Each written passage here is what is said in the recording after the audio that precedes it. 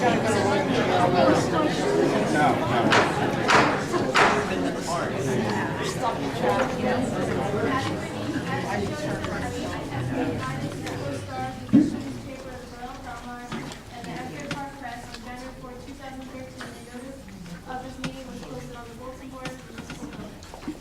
rise for the Pledge of Allegiance. Allegiance to the flag of the United States of America and to the republic for which it stands, one nation, under God, indivisible, with liberty and justice for all. Please remain standing for a moment of silence for our troops abroad and their families here at home, and also keep in your prayers Richard McCormick, who recently passed away. Thank you. The council, please join me on the special presentation.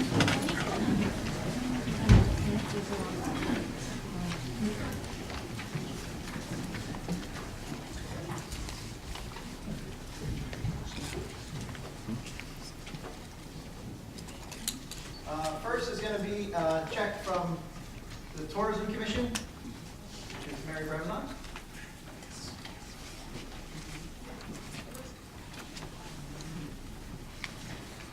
Women's Club? We have Women's Club representatives here as well. There. We have a couple in the audience. You ready?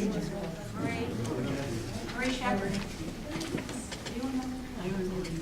Come on, Marie. Good. Who else? Marie.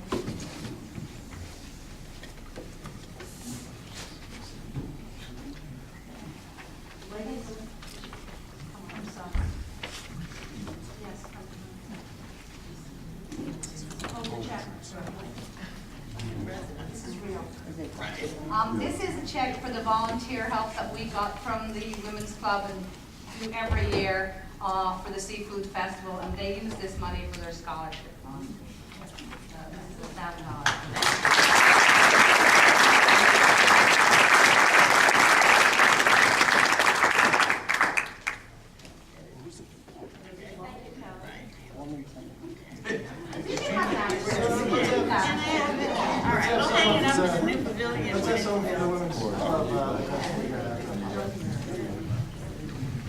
Hi, I didn't expect to speak, but I wanted to say, though, how grateful we are for this help.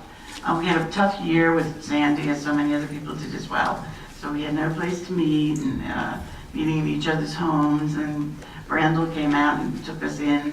We have car parties in his restaurant, which is great. But the Seafood Festival was a lot of fun, and we're kind of like hostesses in the tent that they use for all the vendors. So we enjoy doing it as well. And thank you very, very much. We appreciate it.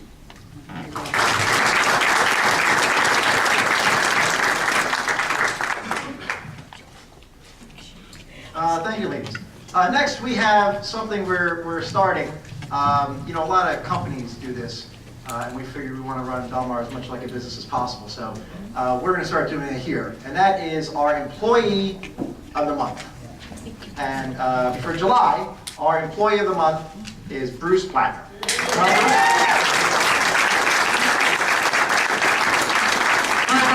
Bruce is a retired postal employee. He's also the crossing guard on 8th and Main, and he's also works for us up at the beachfront. And in his spare time, he's also on our first aid squad. So, fire department. So for Bruce for the month, here's what Bruce gets. He gets lunch with me. No, a day off. That's nice. One complimentary parasail from Belmar Parasail. Think you're gonna be going on? $100 courtesy of the Belmar Business Partnership to be spent on any way you want to any of the Belmar businesses. So they're kind of like Belmar Bucks, where he spends them in town. A dedicated parking space at 601 Main Street. We're also going to, so we can fully embarrass Bruce, put his name and picture up on the sign on Route 35.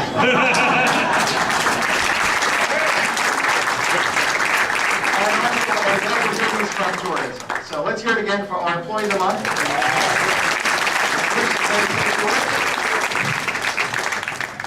Thank you very much. I appreciate it. And It's just something that we want to do in town. You know, we installed, Mike Campbell installed this thing with Disney friendly. And it's good, it's really good because it brings the people back, you know, and that's what we need. Everybody to come back to Belmar, so, thank you.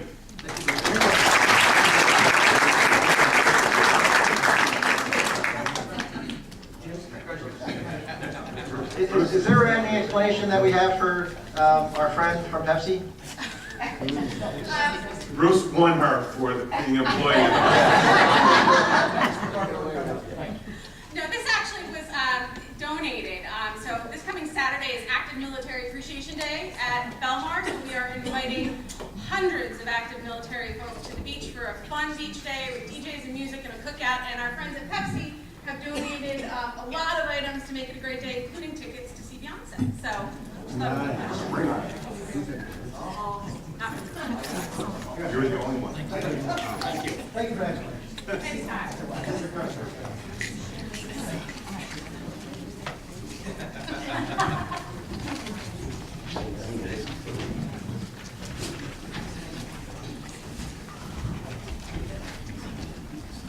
Next item on our agenda is receipt of bids for the umbrella and beach chair rental concession. If anyone's interested in bidding on the umbrella and beach chair rental concession, please come on forward to the front. Just state your name for the record. You currently have business there. Are you willing to bid the minimum amount? Yes, sir. Would you like to bid anything higher than the minimum amount? Well, congratulations. We're going to be expanding your business. If you know, Chris has the business now. Where's it located now? 18th, 16th, and 10th. And where are you going to be after this? 13th and 7th. Best of luck. Thank you very much.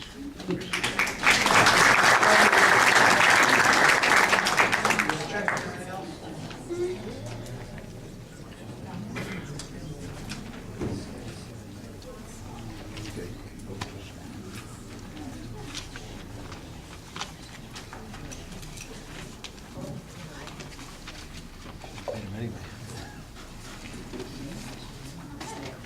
Next up is going to be our presentation by our architects regarding the oceanfront pavilions.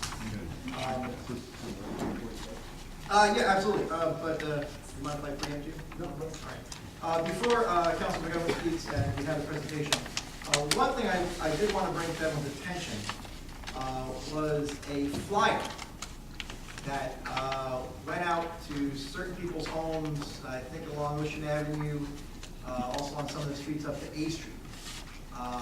It's a completely misleading, deceptive, and dishonest flyer. It states in the flyer that this meeting was initially, see you later, best of luck again. Thank you. Originally scheduled for July 10th, and that it was moved to July 3rd. It's completely not true. This meeting on July 3rd was scheduled back in December of 2012 when we scheduled all our council meetings. Now, typically in the summer, we just hold one council meeting a month. For us, things slow down a bit. The budget is usually done. So we usually cancel the second meeting. But for the last 2 years, our meetings have always been the first Wednesday and the third Wednesday of the month. This is obviously the first Wednesday of July. Typically, we wouldn't have the budget on today because we would have it done sooner, but post Sandy and some of the things we had to do through our disaster loan, community disaster loan, it took us a little bit longer. It was introduced a month ago and it's going to be voted on today. The pavilions, I think are, when you see them, they're going to be something really remarkable and something we can be proud of as a community.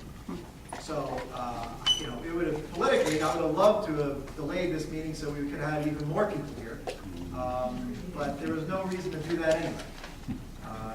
It's more important to put policy ahead of politics. So if you did get this flyer, and you read it, and you were upset, I would be too. Because it tells you that it was scheduled for the 10th, canceled on the 10th, and rescheduled for the 3rd. That's completely untrue. So I just want to make sure that you knew that before we have our presentation. Councilman McGovern, you want to say a few words? Yes, we're going to have a presentation on the pavilions, and I chaired the committee, advisory committee, since January. First, we met on the third Thursday of each month to help with the redevelopment of the beachfront.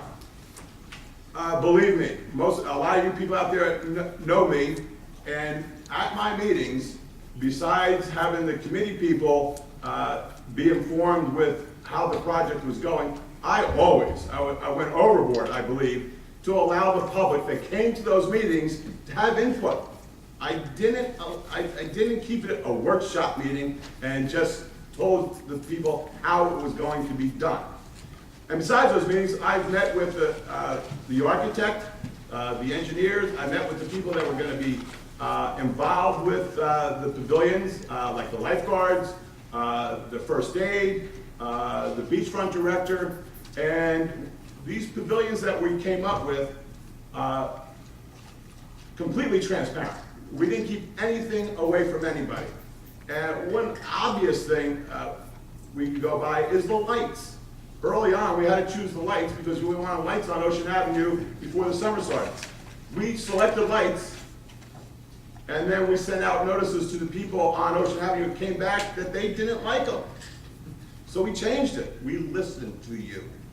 Okay, so when you see this presentation tonight, you'll see we listened to the people in Belmar. And again, I was the chairman of this advisory board, and I'm going to be upfront with you. I allowed everyone to have a say that came to these meetings. Okay? Now it's up to Mr. Sundberg. Yeah, and also there's some members of your advisory board here tonight as well. Yes. Just want to thank you. We want to thank you for working on I this. see Judy out there, Judy Pasek, John Hutchins. Who else is out here? Mark Fitzgerald. Mark?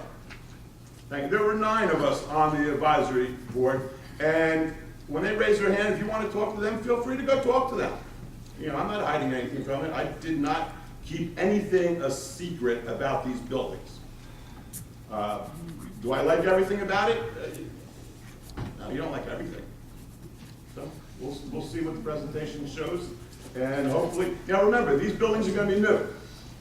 In 50 years from now, they're going to be historic. Okay? So we don't want to replace exactly what was there. And in fact, those buildings that did come down didn't look like each other. These buildings that are going to go up, there's going to be a theme between them, and I think you're going to like it. All right, thanks. Mr. Steinfeld, you want to make the presentation?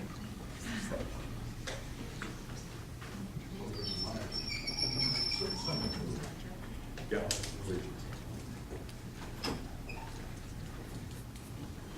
Thank you. You want us out of here so that there's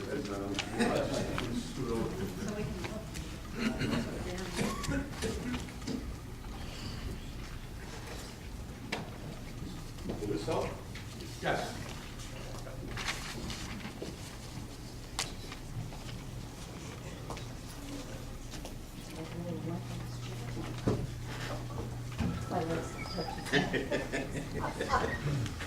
That's fine. You want the lower chair? Yeah.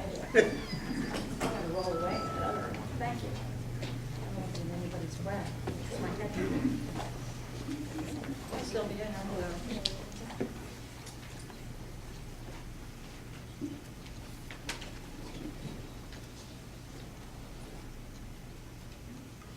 Just warming up the projector a little bit so we can get something up here.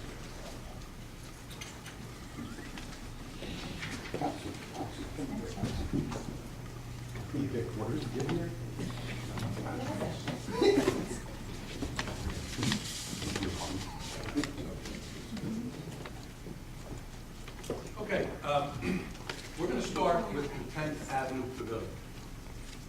And what we had to work with, we were given a footprint or a rectangular box right here. We were given that to work with, and because of the new elevations and the heights, this is the boardwalk. Okay, the boardwalk is, 5 feet below this platform. We'll call that the deck. Throughout this presentation, we'll call that the deck, which is the same as the finished floor of the building. So what our challenge was is to make everything handicap accessible. And as you can see, on this platform, we have a ramp on this side and a ramp on that side. A set of stairs here and a set of stairs there. So once we understand what we have to deal with, the footprint of the building remains the same. Okay? So what's incorporated in the 10th Avenue Pavilion are the public services.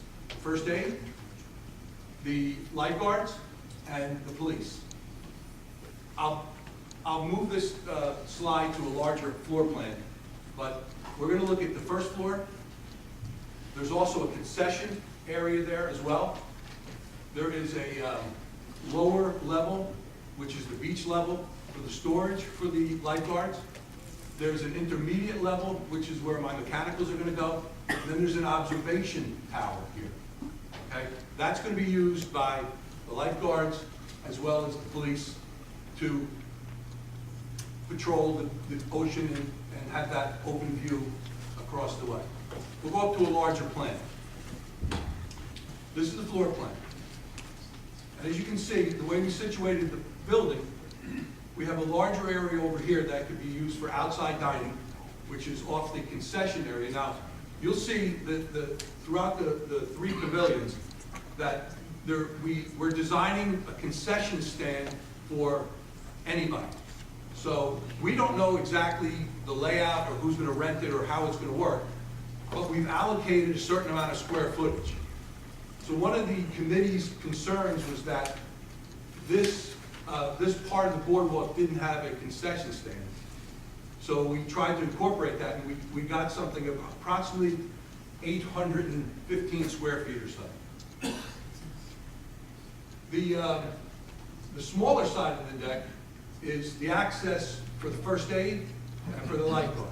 Now, I'll go through those areas. When you come up the steps here, you come into the first aid. There's a working reception area. There's a working desk. I'll call it a reception area. There's seats for waiting. And then there's an exam room, a bathroom, and a shower. Now, the exam room connects the shower and the bathroom. Person has heat fatigue. They go in the shower, in the bathroom. So this whole thing works out a lot better than just one open room to service patients, for lack of a better term. The lifeguard area, there's an office, another space for a desk, 2 bathrooms, and then the stairs, which accesses the observation tower. There's also a connection between the police substation.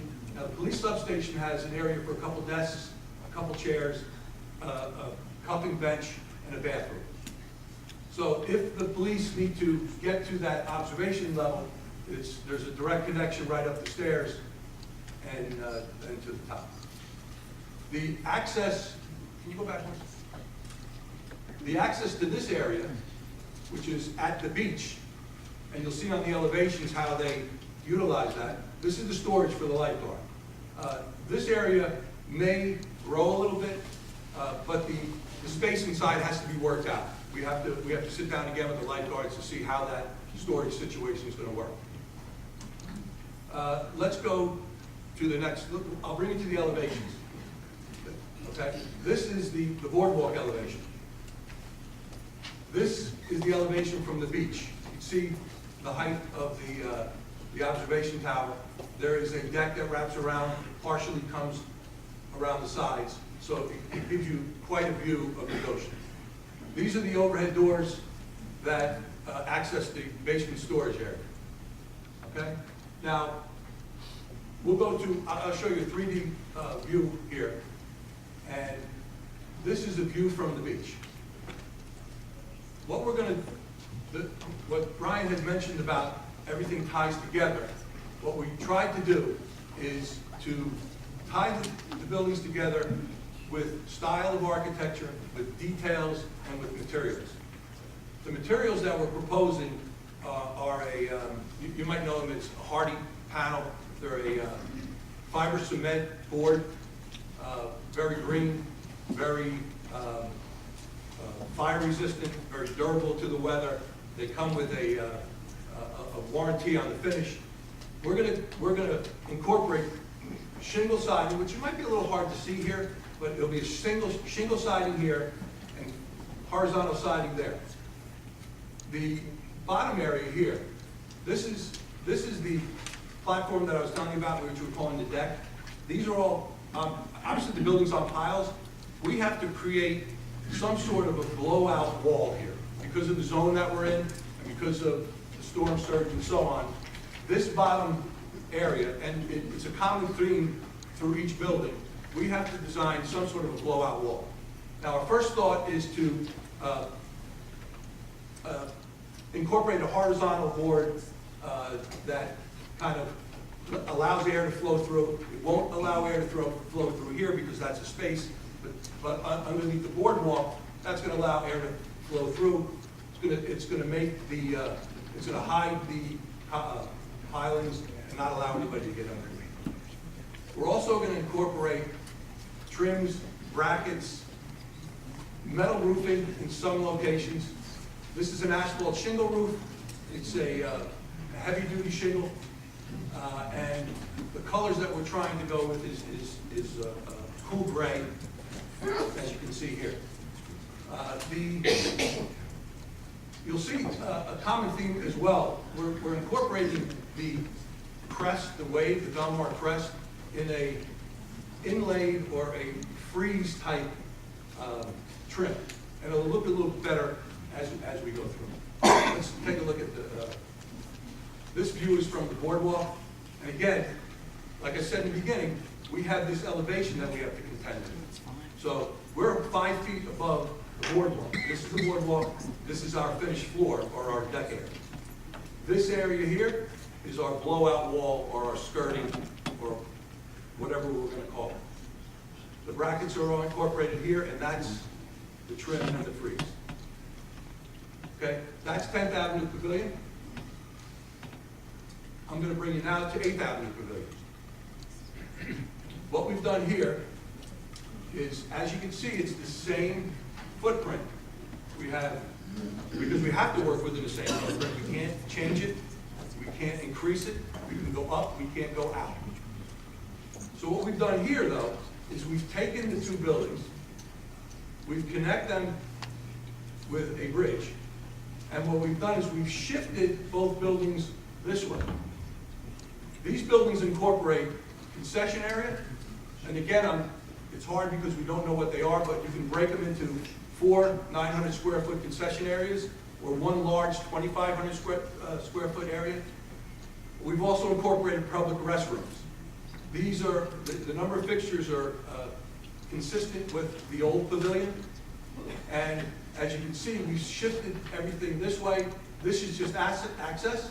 We have our handicap accessibility to 2 ramps and stairs. We've incorporated another set of stairs in the center. And we've left the larger area for outdoor dining, which will wrap around. We've also incorporated in this layout access to the beach. So people can come up from the beach, go to the concessions, buy the food, whatever they're going to do, and leave. We were asked to investigate what could be done for a roof terrace. And some of the ideas were things to get the community involved. Well, an idea came up, could we fit a miniature golf course up there? At first I thought we couldn't because of the square footage. However, after speaking to golf course designers, there can be an 18-hole miniature golf course. It's not going to be rocks and boulders and swoops and lanes, but it's going to incorporate 18 holes. It'll be handicap accessible. We've incorporated an elevator, which you can see here. There's the elevator on the first floor.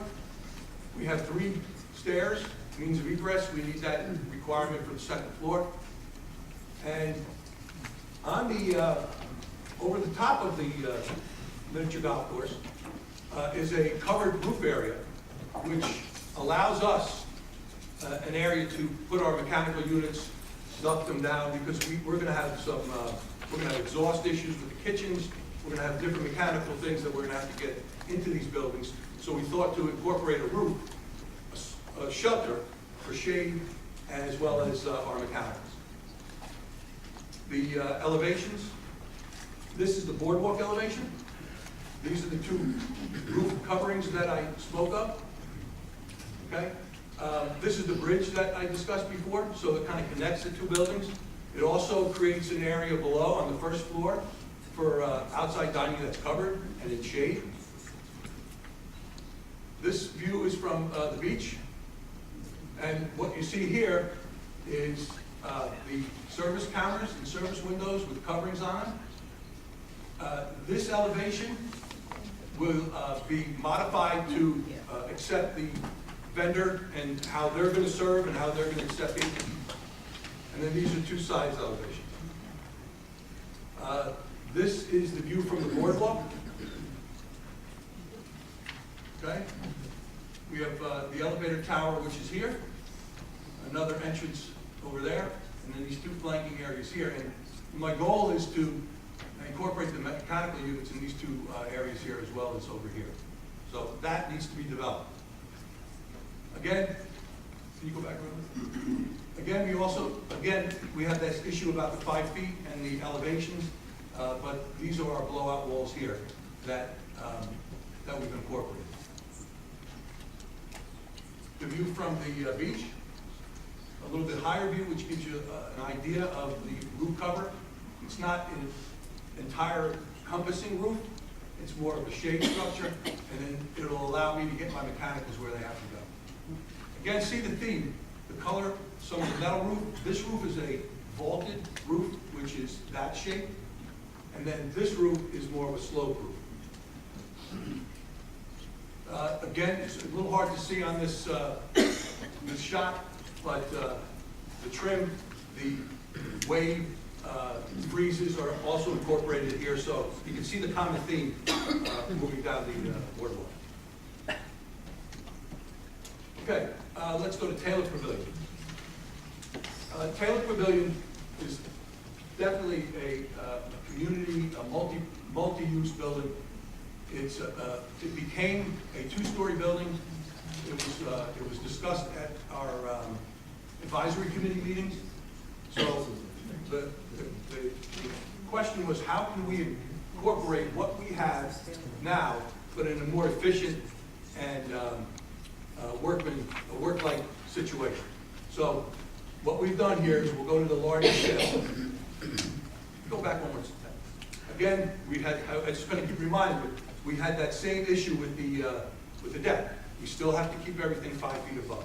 We have our handicap accessible entrances here and here. But in this case, because the location of Taylor is on that axis across from the lake, we kind of, you'll see on the elevation, there's an entrance that kind of works in symmetry with the elevation. So we incorporated another entrance in the center. Now that entrance also has to be handicap accessible. That's why you see this ramp right here. We have steps coming up and we have this ramp coming up. Okay, let's go to the larger scale. Okay, this is that same plan, a little bit larger. We also have the concession area. The concession area is 1,400 square feet. We have beach access here for the concession area. The floor plan obviously has to incorporate exit stairs from the second floor. We have our main entrance here. We've incorporated, there was a porch on the first version, so what we did was we tried to incorporate some of that element on this new building. There's a porch here, which is right off the main entrance. Let me take you into the building. Go back one, please. If we come up this way, there's the handicap ramp, there's a set of stairs. We come up to this area here. Go back. That's it. So there's the vestibule. We have an entrance lobby here. We have, when we come into this space here, this is the multi-use space. We have a women's club area. We have seniors club, arts and crafts. What we can do here, which you couldn't do before, is with the use of movable partitions, we can have 3 functions going on at the same time and be able to access them while they're all going on. We've created a gallery, which got a little smaller in this version, but it's a corridor that connects this lobby to this lobby, and we thought it would be nice to incorporate an area where the arts and crafts or the art society can display their artwork over here on this wall. This corridor or gallery connects to two lobbies. This lobby will incorporate some aquariums. So when you come in from this door, which is the center, you come right into that lobby with the aquariums. If you come in this door, which is off the south side, this lobby will bring you down here. So this door can be closed, this door can be closed, and we can have access to all three spaces at the same time. So I think the way this plan laid out, it really allows the building to be used by the community at any time, simultaneously, by themselves, or we can have one large area for concerts. This glass wall is a folding wall that will fold up, almost like a garage door, but it'll create large openings, so when you do have a concert, you're kind of spilling out, and this space here is, we can have 200 to 250 people in here. There's bathrooms, obviously, to support this, the use down here. We have more storage for this area, mechanical. We've also incorporated a dumbwaiter, because the dumbwaiter will service the second floor. The second floor is a banquet facility, or a seminar area, or dances. It's, again, a multi-use space that we've incorporated a prep kitchen, a lot of storage for tables and chairs. So when you come in, back one slide, please. When you come in this door, which could be when there's an affair going on upstairs, that one might be the entrance. There's our lobby, because there's our elevator. Again, everything's handicap accessible. We come up our elevator into this lobby and then into the banquet facility. We have bathrooms that support that. We have a balcony that runs off the east side, all glass that looks out to the ocean. And we have a smaller balcony off the front that really is just for, pictures, a couple people to go out there. It's not an area that we're going to congregate. We want to focus, obviously, the views to the ocean. But again, there's glass on this wall, and the view to the lake is not bad at all. So, if we go to the next slide, this is the elevation from the boardwalk. This is that center element I was talking about. We've incorporated some details that kind of bring out a seashore Victorian type of style. The shingles that I was discussing before in the other buildings are going to be the dominant element material on this floor. The shingles kind of flare out at this point. We're incorporating open rafters up here, brackets along this line, and we have tall glass on the first floor. That area there is our porch. This is the beach side. You can see the glass that I was talking about, the deck that runs across back there, and then the two side elevations. One is the concession side, and then the other is the sub-entrance side. A three-dimensional view this is from the boardwalk. That's a mistake. This is from the boardwalk elevation. As you can see, again, there's our platform that we have to deal with. Our porch. These are the elements. The metal roof that kind of ties things through, and our bell curved roofs at these two locations. This view is from the beach. Again, you can see the glass on the first floor, the concession area with the outdoor seating. I'm going to show the outdoor seating.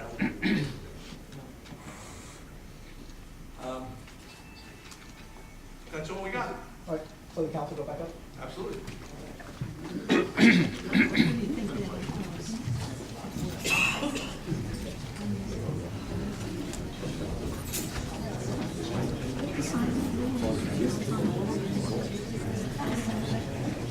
Our toilet, anybody know?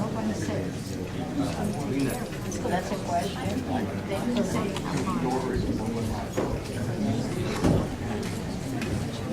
gonna get 90% back to the old building on this.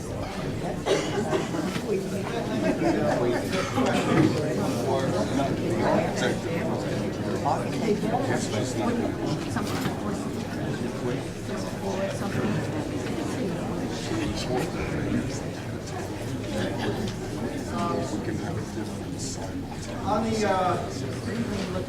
guess maybe this is for Councilman Jones. On the 10th Avenue Pavilion, we're fitting in the lifeguards, police, first aid, and I know we have Billy came after this today to have our life. And they've all looked at this and This will, the tower, which I think most people, if they don't like it, don't like the height of it, but it'll allow the lifeguards to, from there, with binoculars, see all the way down to the fishing club and all the way down to 20th Avenue, in case there's ever, bad water. If they're looking for a lost child, the police can use it in case they get a call looking for someone in particular, again, a lost child. But many advantages. During the summer, things happen where if you're up above everything, you have a better perspective. We sat with the first aid department. They've been in the back room of that old Taylor Pavilion for a number of years, and they made the best of it. Now that we're building something from scratch, it fits better the needs of the first aid. It fits better for the needs of the lifeguards. The police will have a substation there, which will help tremendously. And because 10th Avenue, 11th Avenue, 12th Avenue have so many bathers on that beach, the concession there is important for them to go and get something to eat. I think it really works out real well, the 10th Avenue Pavilion. Bill, do you want to say anything about the need of the lifeguards for this?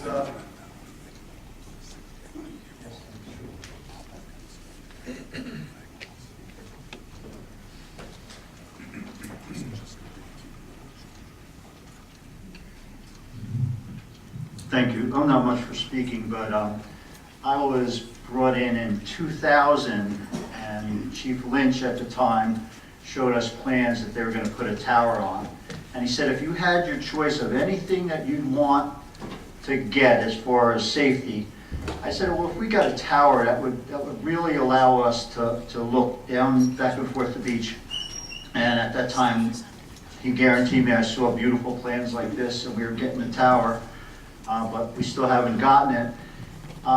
That's the one thing, if you're against this plan because of the height, that tower could actually save lives. Like during the summer, tomorrow I'll have 60 lifeguards working, but on weekends, most of them go home at 5:30 and I'll have a crew of 15. And if I have a crew of 15 and I have a supervisor upstairs looking all the length of the beach, he can pick out problems. And then, if you don't know it already, we've scheduled so many events in September in this town. We have 2 surfing tournaments. We have an autistic surfing tournament. We have a mud runner. We have a mile swim. And we're probably only going to have 15 or 20 lifeguards. And this tower will be a lifesaver. This tower is a tremendous thing for Belmar. Thank you. And also I think it's important to know the position. The position of this building is directly across from the Mayfair Hotel. It's not in front of any private residence. However, obviously, because it's on the boardwalk, from Ocean Avenue homes, you'll be able to see it. We can't make it disappear. It's going to be there. But for the overall community good, I believe it's necessary. Chief, do you want to say anything about the tower and how the police could possibly use it? I think the tower is going to be good for us because it's one with the substation, and at night, the spotlights we have, we can look down the beach, we can see who's on the beach, who's not on the beach. Daytime, if we get a report of someone missing, we can look down. When they decided they were going to do the building, that was one of my recommendations that I made. I think the tower is going to give us an overall view, being high looking down, and we can see everybody that's on the beach. So I think it's a good thing to have a tower on there. Yes. And the last person I'll ask to speak to you is the first aid. And they're down there all the time, and they literally, well, Fran, you tell us why that's important to the first aid. I'll give you some statistics from last year. We treated 500 patients last year between Memorial Day and Labor Day. That's a lot of people. We need a space. We need a space with a private examining area. It could be you or your daughter or your son that we're working with, and we need a space to do that. The shower is absolutely necessary for us. If you're suffering from heat exhaustion, before we haul you to the hospital, we're going to try to cool you off first, and then you may not have to make that trip to the hospital.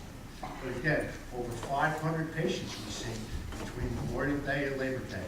That space is perfect for us. I sat in from the very first meeting with the architects and with Brian, and the architect asked me, what do you need? And I told him, and I'm looking at it, and it's exactly what I said to him. I've been in this business for 40 years here in Belmar, and I know what we need, and I don't think it's extravagant at all. I think it's absolutely necessary, and we have the opportunity to build it now. And the people who come here, and you as the residents, and the people who work at it as first aiders and EMTs deserve a space in a new building on the beachfront, because we're such an integral part. The tower is a great idea. It's always something that they needed. We work hand in hand with the lifeguards every day, and I'm telling you, we save lives every day down there, whether you know it or not. There's 1,000 things go on down there that never make the front page of the paper, and it's us and the lifeguards saving people's lives.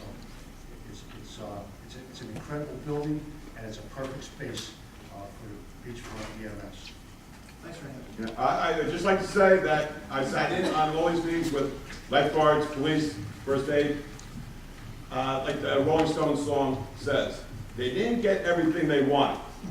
They did get what they needed. And that's what you saw tonight, what they needed. You know, moving north is the 8th Avenue Pavilion. If you recall, there used to be 2 buildings at 10th and 1 at 8th. We kind of reversed that. A few reasons. One, you know, across the street from these pavilions is a 7-Eleven, a gym, pizzeria. It's a little bit more commercial than where 10th Avenue was. You know, in addition, the beach seems to be a bit wider at 8th Avenue as well. Also, one of the things we wanted to incorporate here is something that I continually hear from children in town. Most recently, I was at a career day at Belmar Elementary School, and you know, we talked about miniature golf again. And I said, well, we just got miniature golf, and it's you know, at the marina. And they said, yeah, that's cool and all, but it's across a 4-lane highway. It's not all that easy for us kids to get to. And I said, well, you know, what if we looked at doing it up at the beachfront? And I can't tell you how much these kids want to see something like this up on their beachfront. The kids who live right here in Belmar. You know, I know there are a couple naysayers about the miniature golf. And, you know, what I would say is, you know, the way we're going to operate it, it's not going to run late. It's not going to cause a tremendous amount of noise and lights. And if by chance it doesn't work, it's a roof. Whereas if we put it somewhere and it didn't work, we'd have, you know, a vacant operation. Here, worst case scenario, it's a roof. So what we're trying to do is utilize something that's going to be there anyway. And again, having that in that area, again, across from 7-Eleven, you know, probably aside from 16th Avenue, it's you know, one of the more commercialized areas of the beachfront. So that's why we position them there. And then the furthest one north, which I really got to compliment the advisory board and the architect on, is the McGovern Pavilion. I mean the Taylor Pavilion. I'll tell you a very funny story. So you know, we weren't necessarily going to name it the Taylor Pavilion, but Mrs. Taylor, who is 94 years old, grabbed my hand and said, "You're going to rename it the Taylor Pavilion, right?" And I said, "Absolutely." Les McGovern. No. Now, this is sort of like Brian says, you know, there are some things on here that I wish we had that were, you know, you talk with the architect, it just doesn't work. I mean, I wish we had, you know, a bigger front porch on this. I remember the front porch in the Hotel Pavilion was great. But if you remember, the handicap access was all the way in the back. It was, you know, it was forced in. You know, I wish we could do something on the second floor, but, you know, I understand that we don't want to have people on a balcony on the second floor overlooking the boardwalk. I understand the safety component of that. I think the meetings on the bottom are going to be tremendous. You know, right now, for meetings, we pretty much have this building and the basement of the library, which, but it's not flooded, we get to use. This will be, that's our community pool. This will be, you know, a marquee building in town that on the first floor is going to be, you know, honestly, I'd like to move our council meetings to this thing, both winter, summer, fall, and spring. The way the first floor windows facing the ocean are designed, you know, you're going to have incredible views during the winter, and then in the warmer months, you get to open that up. You get to have sea breezes. It's, you know, I think that's going to be an incredible place to have meetings in Belmar. And then the second floor, and you know, this again, can't always get what we want, but the second floor layout, you know, is going to be able to accommodate about 200 people, I believe, with a dance floor. And if you think about the Barclay is no more. But you know, there were people who, for you know, generations had events there, weddings, dances, 8th grade dances, proms. You know, this is going to be a place where the sons and daughters of Belmar are going to get married. And this is going to be a tremendous opportunity that isn't going to come along, possibly, hopefully, this never comes along again, where we put a second floor up. The thought behind doing a second floor is sort of like the boardwalk. If you remember, the boardwalk used to end at 20th Avenue. It was 1.2 miles. We extended it that extra eighth of a mile, or I'm sorry, extra tenth of a mile, to meet up right about the border with Spring Lake. So now you can walk the entire length of the boardwalk, not have to get off. Maybe you have to get off and walk in front of the cars, and you hope that they didn't hit you. So it's sort of the same idea, where, you know, we're going to take what we're going to rebuild and make an improvement that is going to be a substantial improvement to the people in Belmar, to the residents. So, you know, again, we're not getting everything we want, but I think for what we have, and, you know, just, you know, get an idea of how good these architects are. These architects are also the ones that are being used by Chefs International for the building that they're looking at designing and building at the marina. So this is a top-notch outfit, and you know, it's a big building, but it's going to be again a marquee piece. And I think when people from other towns see this, they are sure going to wish that they had a building in their community as well on the beachfront. Now, one of the other things I just wanted to ask the architect. If you remember the last Hotel Pavilion, you got up on the boardwalk, then you had to walk up into the building.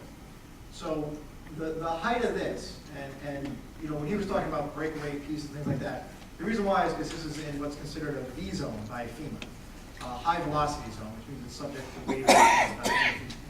But Greg, can you give us an idea of the elevation?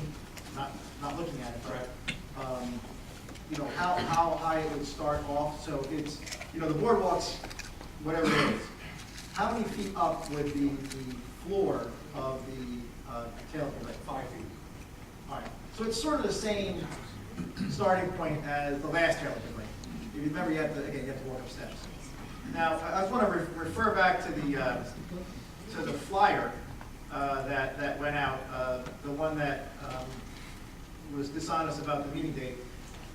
It also tries to strike fear into people. It says that the building will be sitting on a foundation 18 feet above ground level.